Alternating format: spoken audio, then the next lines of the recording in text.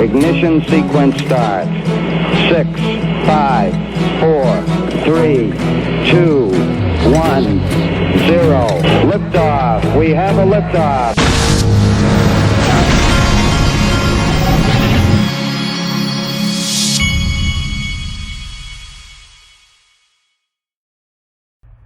Hey everybody, this is the Digital Asset Investor, and it is 8 o'clock on the dot. I saw this graphic come across this morning. Why am I drawing a blank on his freaking name? Vitalik Buterin.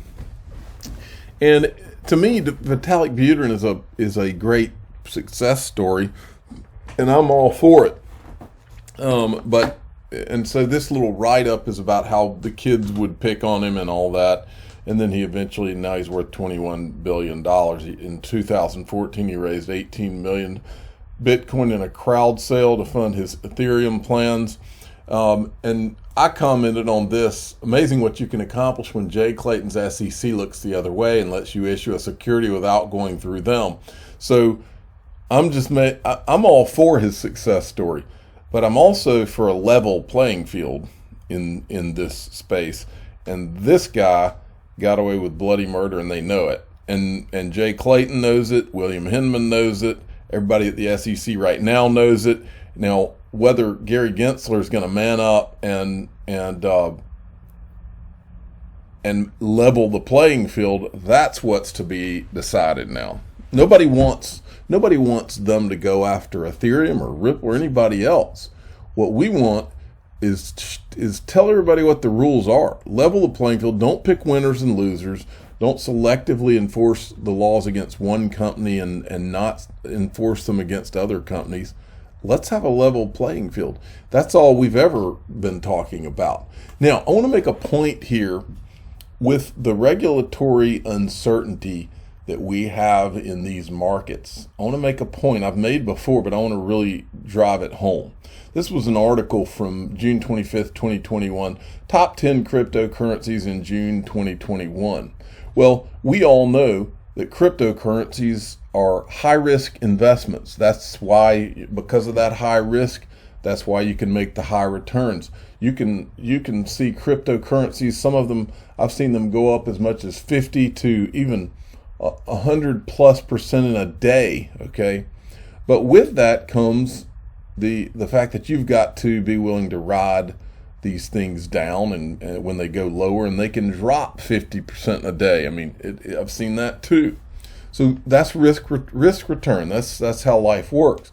Well, there's an important point that I want to make that's going on it's happening right now before your eyes. There are certain cryptocurrencies that very obviously have a risk associated with them that other cryptocurrencies don't seem to have right now, or at least you can kind of separate some of them from some of the risk, in my opinion. And I wanted to go through the list. The first thing is Bitcoin, of course. Bitcoin, we know proof of work doesn't work on this channel. But there's another thing associated with Bitcoin. Remember what the purveyors of Bitcoin have always said is, down with the banks, short the bankers, long Bitcoin, So it's always been an anti-government movement. Well, if you're an anti-government movement in the middle of a government that is telling you that they want to regulate digital assets, to me that adds a higher level of risk to a Bitcoin.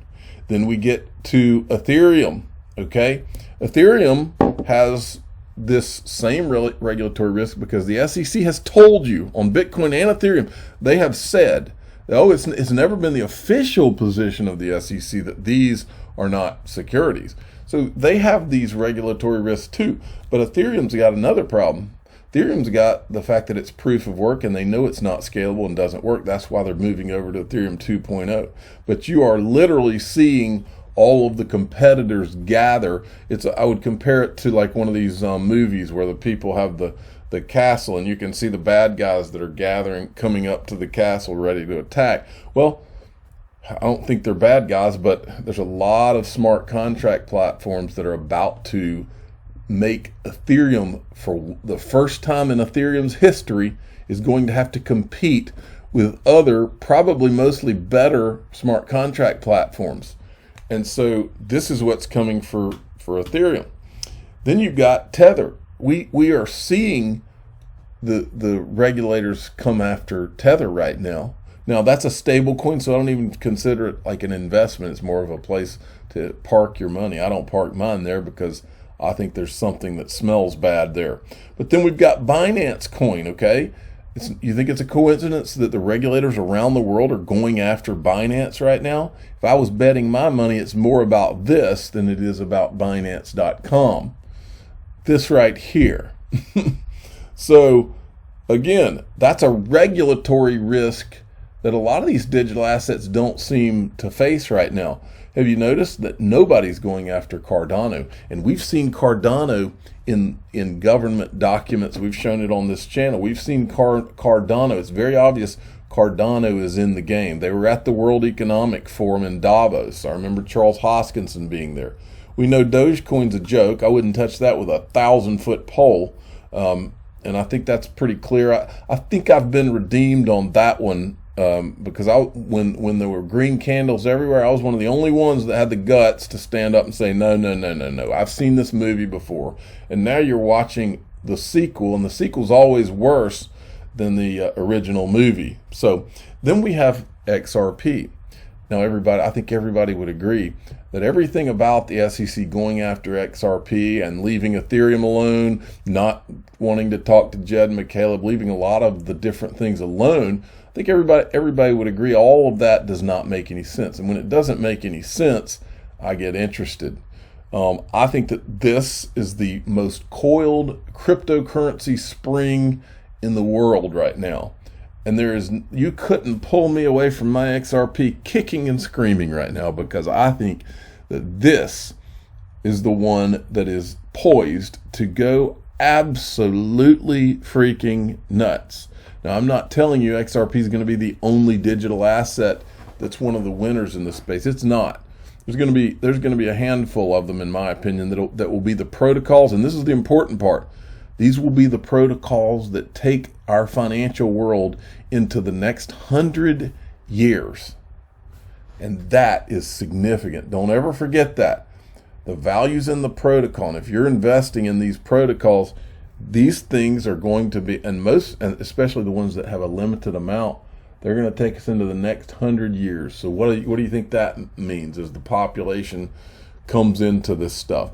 I think USD is of course, that's a stable coin. So again, I don't see that as an investment, but I think that's going to be one of them. Remember, it runs on Stellar too. They're leaving Polkadot alone.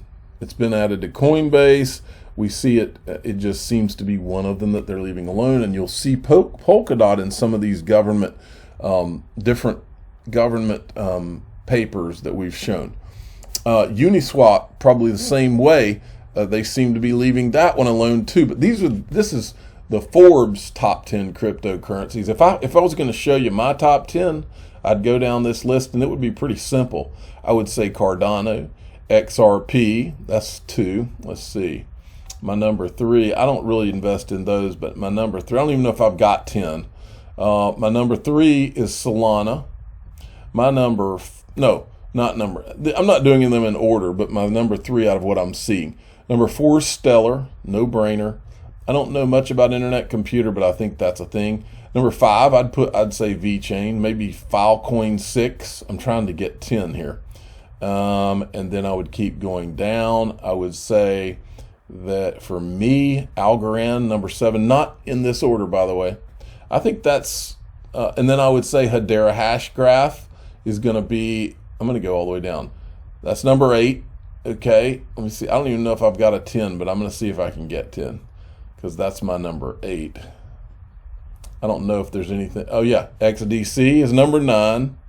Okay, and I've heard Greg Kidd talk about Basic Attention Token, so I'll give that one the 10 spot. Now that's not to say there's not a few more, but these are the ones, 10 of the ones I like. Jonathan D. Sent me this from Monica Long, retweeted this. Big day today. We've published our white paper for Evernode, a layer 2 smart contract platform for the XRP ledger. You can check it out here. So this is where it's going. Ethereum 2.0. Those guys better strap in because it's coming. Their competitors are coming. XRP Bart sent me this from Ashish Burla. In the year 2025, Coinbase, Robinhood, Chime, and Revolut are going head-to-head for retail financial services powered by crypto. This is what I'm waiting for, folks. Their plans. It says Robinhood in their roadshow said that here's their plans: crypto wallets, crypto lending, crypto debit rewards, and crypto staking. I'm looking forward to all of that. I think we're going to have that sooner than a lot of you think. And I think we're going to be able to earn interest on our XRP. I think we're going to be able to borrow against our XRP or other digital assets. That is where, but I don't think you're going to see it in mass until Goldman and the boys come in. That's when you're really going to see it. And they're going to offer every financial product you can think of, and all you got to do is put your digital assets with them. That is where this is going. I think Gary Gensler is going to help them do it. Okay, I was looking around today a little bit. Now, I've shown some of this before, but there's so many new people coming in. I wanted to show it to you again.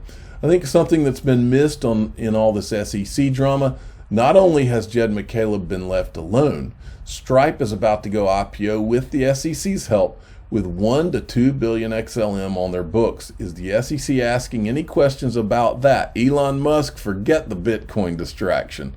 And then here's the investors in Stripe: Elon Musk, Peter Thiel. And then we have, this is the CEO, I think he's the CEO of Stripe. And he says, Stripe has said very little about Stellar in public and has not sold a single lumen. So they got 2% of the supply when they invested $3 million. And this is them going IPO. This is recently. They're going IPO soon. And here's where it shows you that Stripe gave $3 million to the Stellar Development Foundation, and they got 2 billion lumens in return. Now, what I don't know is if their 2 billion became 1 billion a couple of years ago when Stellar burned half of their supply. They may still have the full 2 billion. That's why I said 1 to 2 billion, but a lot of people don't know this, okay? So when you see Elon Musk tweeting about Dogecoin and freaking Bitcoin, that's all a distraction. This is where it's at. You think this guy doesn't know? You think Elon Musk doesn't know Jed McCaleb, that they don't talk? Well, I can prove to you that they do know each other. It's a small world. Bitcoin and Dogecoin are distractions. This is OpenAI supporters. Jed McCaleb on the list. Well, here's OpenAI. It was founded by Elon Musk. He no longer he's an advisor now, is my understanding. And then this is a law firm, just a random law firm I saw, that happens to have their clients, two of their clients, Elon Musk and Jed McCaleb. All these people know each other, folks, and to think that they're these separate things is crazy.